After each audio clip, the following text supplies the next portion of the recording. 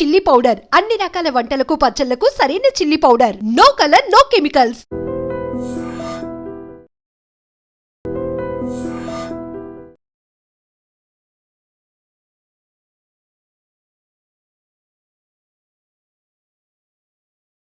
స్నేహితురాలు కదా అని నమ్మింది, కానీ అడ్డంగా మోసపోయింది. తరచూ ఇంటికి వస్తున్న స్నేహితురాలపై తను కూడా ఇష్టం పెంచుకుంది, ప్రేమ పెంచుకుంది. ఇంటి విషయాలే కాదు, కష్టం సుఖం మాట్లాడుకుంటున్నాం కదా, సర్లే తరచూ తను వస్తూ ఉంది కదా, తనపై ఒక నమ్మకాన్ని బిల్డ్ చేసుకుంది. కానీ దాన్ని వాడుకోవాలని చూసినటువంటి ఆ స్నేహితురాలు తన ఫ్రెండ్ అని కూడా చూడకుండా ఆ స్నేహితురాలు ఇంటిలోనే దొంగతనం చేయాలనే దుర్బుద్ధి పుట్టింది. ఏకంగా 20 తులాల బంగారు నగలు దోచేసింది. సుజాత నగర్లో, పెందుర్తి సుజాత నగర్లో ఉంటున్న మాజీ నేవీ ఉద్యోగి భార్య, చిన్నముషిడివాడలో ఉంటున్నటువంటి నేవీ ఉద్యోగి భార్య, ఇద్దరు ఫ్రెండ్స్, స్నేహితులు. తరచుగా ఈ సుజాత నగర్లో ఉంటున్నటువంటి మహిళ ఇంటికి ఈ చిన్నముషిడివాడకు చెందినటువంటి నేవీ ఉద్యోగి భార్య వస్తూ ఉంటుంది. సరే, ఇద్దరి మధ్య ఫ్రెండ్షిప్ బాగా పెరిగింది. అవి మాట్లాడుకోవడం, ఇవి మాట్లాడుకోవడం, ఇంటి విషయాలు చెప్పుకోవడం, కష్ట సుఖాలు పంచుకోవడం, ఇదంతా మనం చేస్తూనే ఉంటాం. అయితే ఈ నేపథ్యంలోనే ఇంకాస్త స్టెప్ ఏంటంటే వ్యక్తిగత విషయాలు కూడా షేర్ చేసుకోవడం అలవాటు అయిపోయింది. సో మొత్తం నమ్ముతున్నాను తన్ని అనుకుంది, కానీ నమ్మక ద్రోహం చేసే మహిళ అని మాత్రం తను ఎక్స్పెక్ట్ చేయలేకపోయింది.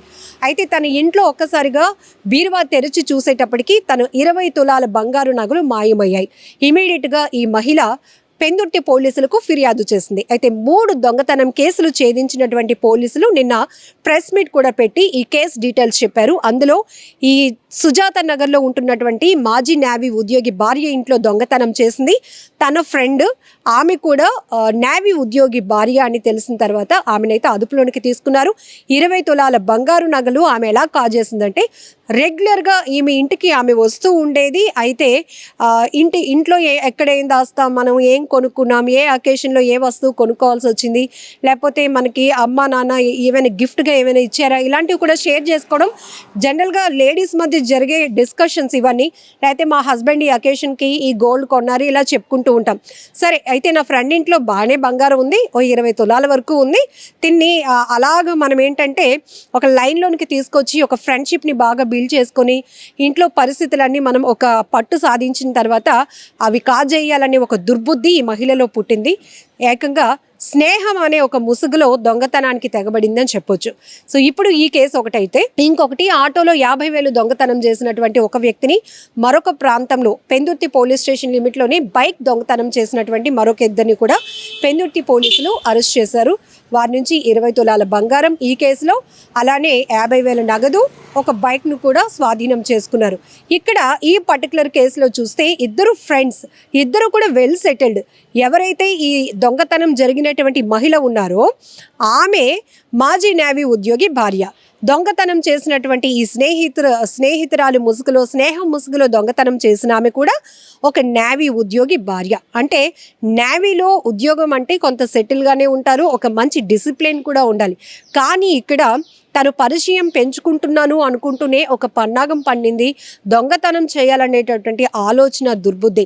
అయితే ఇప్పుడు వీళ్ళిద్దరి మధ్య జరుగుతున్న డిస్కషన్స్లో పాపం ఈమె ఎవరైతే ఈ బాధితురాలు ఉన్నారో, తన నగలు పోగొట్టుకున్నామే, నేనేదో చాలా మంచిగా తనతో ఫ్రెండ్షిప్ చేసుకుంటున్నాను, అన్నీ చెప్పుకుంటున్నాను, తను కూడా నాతో చాలా షేర్ చేసుకుంటున్నాను అనుకుందే తప్ప ఇట్లా ఇంట్లో దొంగతనం జరుగుతుందని, ఈ రోజు వస్తున్నటువంటి ఈమె ఆ ఫ్రెండే ఇలా దొంగతనానికి పాల్పడుతుందని పాపం ఆమె కూడా ఊహించలేదు. నిజానికి ఇది పెందుర్తి పోలీస్ స్టేషన్ లిమిట్లో జరిగిన మనందరికీ ఒక బిగ్ లెసన్ అని కూడా చెప్పాలి. మనం కొన్ని చోట్ల చూస్తాం, ఎందుకంటే దొంగతనాలు జరిగే ప్రదేశాలు కావచ్చు, దొంగతనం జరిగే విధానాలు కూడా చూస్తే బాగా దానిపైన గ్రిప్ ఉన్న వాళ్ళైతేనే ఇమీడియట్గా చాకచక్యంగా దొంగతనాలకు తెగబడగలుగుతారు. ఎందుకంటే వాళ్ళకి మన ఇంట్లో ఉన్న ప్రతి మూమెంట్ తెలుస్తుంది. మనం డబ్బులు కానీ విలువైన వస్తువులు ఎక్కడ దాచిపెడతాము, ఈజీగా వాటిని ఎలా కొట్టేయచ్చు అనేది మనం ఎవరికైతే ఎక్కువగా నమ్మి ఇన్ఫర్మేషన్ షేర్ చేసుకుంటామో వాళ్ళకి అది ఈజీ అవుతుంది. సో ఇక్కడ కూడా ఒక మహిళ ఇంకొక మహిళ ఇంట్లో 20 తులాల బంగారం కాజేసిందంటే ఈమెమి ప్రొఫెషనల్ దొంగ కూడా కాదు, కానీ అక్కడ కేవలం స్నేహం ముసుగులో ఆమె అంత ఫ్రెండ్షిప్తో అంత నమ్మకాన్ని బిల్డ్ చేసుకుంది కాబట్టి, అంత చొరవ తీసుకుంది కాబట్టి, వాళ్ళు లేని టైంలో ఇంట్లో ఉన్న బీరువాలో దాచిపెట్టున్న 20 తులాల నగలను దోచుకెళ్ళింది. సో ఇక్కడ మనం కూడా చాలా జాగ్రత్తగా ఉండాల్సిన అవసరం ఉంది. సో ప్రాంతం ఏదైనా కావచ్చు, దొంగలు ఎలాంటి టెక్నాలజీ వాడినా పక్కన పెడితే, ఇక్కడ ఇంటి గుట్టు మనం ఎవరి చేతిలో పెడుతున్నాం, ఇంట్లో వ్యక్తిగత విషయాలు మనం ఎవరికి చెప్తున్నాం, అది చెప్పడం వల్ల మళ్ళీ మనకి ఏదైనా ఇబ్బంది కలుగుతుందా, ఇది బేసిక్ నాలెడ్జ్ మనం తెలుసుకోవాల్సిన అవసరం కూడా ఉంది. కొన్ని చోట్ల కుటుంబ సభ్యులే ఒకరికి తెలియకుండా ఒకరు వస్తువుల్ని కాజేయటం కానీ ఇలాంటివి మనం చూస్తూ ఉంటాం.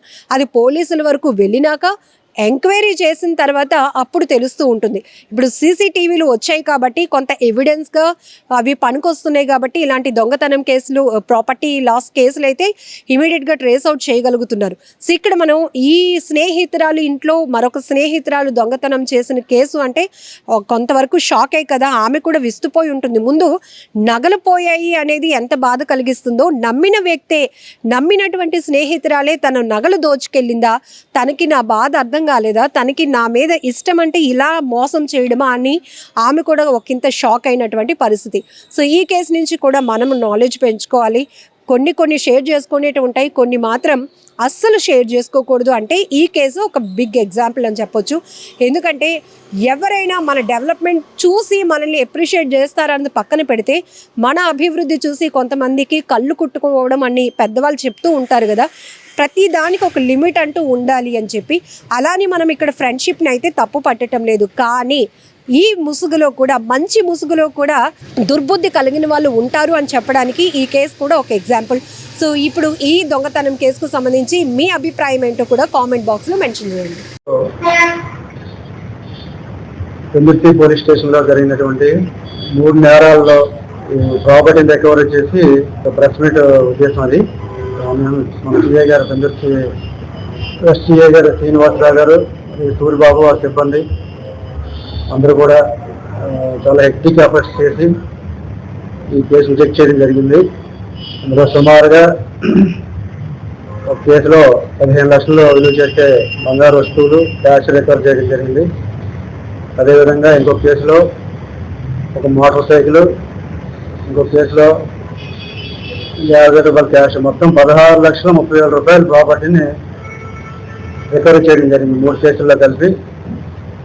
మన సుజాత నగర్లో ఉన్నటువంటి రెయ్యి జ్యోతి గారు కంప్లైంట్ ఇచ్చారండి. కంప్లైంట్ 15/3 వాళ్ళ ఇంట్లో లేని సమయంలో ఇంట్లో వస్తువులు పోయాయి, బంగారు వస్తువులు పోయాయని చెప్పి మనం కంప్లైంట్ చేయడం జరిగింది. ఆ కంప్లైంట్ ఆధారంగా క్రైమ్ నెంబర్ 273/25గా కేసు నమోదు చేయడం జరిగింది పెందుర్తి పోలీస్ స్టేషన్. దర్యాప్తులో భాగంగా వాళ్ళు ఒక సస్పిషియస్ అరెస్ట్ చేశారు. ఒక ఆవిడ మీద, వాణి అనే ఆవిడ మీద సస్పిషియస్ అరెస్ట్ చేశారు. తేదీ 36న సస్పెక్ట్ని పికప్ చేసి ఇంట్రాగేషన్ చేస్తే ఆవిడ కన్ఫెస్ చేయడం జరిగింది. ఆవిడ కన్ఫెషన్ ఆధారంగా ఆవిడ దగ్గర ఉన్నటువంటి 228 గ్రాముల బంగారాన్ని సీజ్ చేయడం జరిగింది.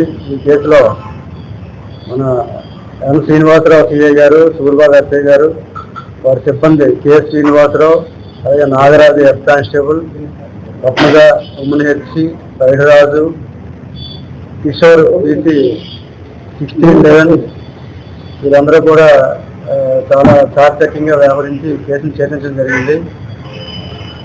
ఈ కేసులో మనకు time to time instructions DCP madam K Latha Madhuri madam గారి ఇన్స్ట్రక్షన్స్ మాకు బాగా పనికొచ్చాయి. అదేవిధంగా మన గౌరవ సిపి గారు శంకరరాత్ర సాక్షి గారు ఐపీఎస్ వారి సూచనలు కూడా ఈ కేసు ఛేదించడానికి బాగా పనికొచ్చాయి. ఈ కేసులు చేసినందుకు వీళ్ళందరికీ కూడా నేను కంగ్రాచులేషన్ చెప్తూ వచ్చే క్రైమ్ మీటింగ్లో సిపి గారి చేతుల మీదుగా సూటబుల్ రివార్డ్స్ ఇచ్చే విధంగా నేను చర్యలు తీసుకుంటాను. అదేవిధంగా శాంతినగర్లో 23/5న ఒక ఫిర్యాదైనటువంటి జయశ్రీ ఆటోలో ప్రయాణిస్తుండగా ఆటో హ్యాండ్ జిప్ ఓపెన్ చేసేసి అన్నోన్ అఫెండర్స్ బ్యాగ్లో ఉన్నటువంటి 50,000 రూపాయలు దొంగలించడం జరిగింది. అది కూడా క్రైమ్ నెంబర్ 247/25 నమోదు చేయడం జరిగింది. ఈ కేసులో కూడా సూర్బాబు ఎస్ఐ గారు ముద్దాయినటువంటి నాగిరెడ్డి గని అనే ఆయన్ని పికప్ చేసి ఆయన దగ్గర నుంచి యాక్చువల్గా మన 202 కాలనీ కొత్తవలస మండలం నిజాం జిల్లా ఆయన మాకిరెడ్డి గని 19 సంవత్సరాల వయసు అండి. ఈయన దగ్గర 50,000 రూపాయలు క్యాష్ రికవరీ చేయడం జరిగింది. ఈ క్యాష్ రికవరీ 50,000 రూపాయలు కూడా ఈ ప్రెస్ మీట్లో డిస్ప్లే చేస్తాం.